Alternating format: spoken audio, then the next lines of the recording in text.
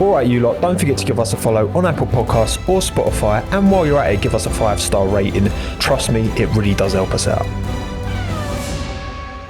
Is there a particular commentary moment that kind of sticks in your mind as being the most exciting thing you've commentated on? Or not just race, it could be like a specific moment that just really sticks in your head. Well, Japan will stay in my mind for a long time. For maybe the wrong reason.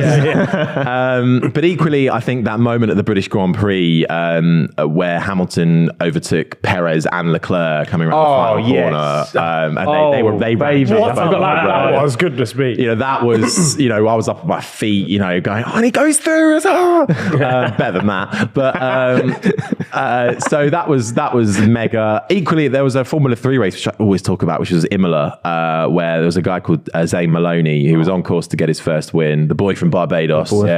He was leading under the safety car, and I think coming into the penultimate corner, I think it was. He was about to restart, and he lit up the rears, just span round the grass. It was such a slow lost in the championship in accident as well. Yeah. And equally at the same race, there was, I think, a lap after that as well. There was again, final lap, final corner.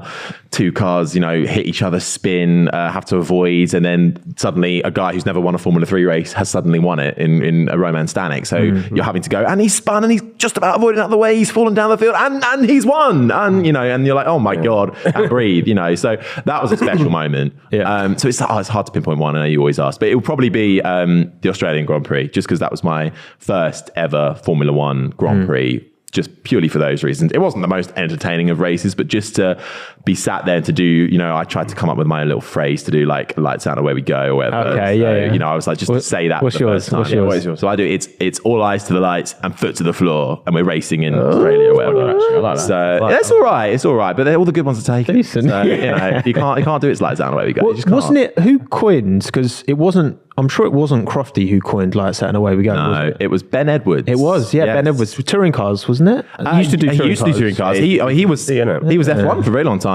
He did BBC 5 Lives, then he moved to Channel 4. He now does 10 races for F1 TV.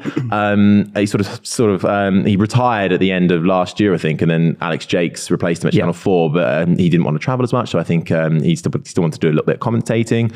But he was the one who initially coined it. I didn't know that until somebody told me that. And I was like, oh, okay. I remember I saw it on Twitter a little while ago, and then I was like, hang on, is that right? And then I looked for some old Ben Edwards commentary on like BTCC, because I remember his voice from, because I got into BTCC probably before I got into F1. Oh, really? That's the first kind of motorsport I remember. Like the old Cox and that.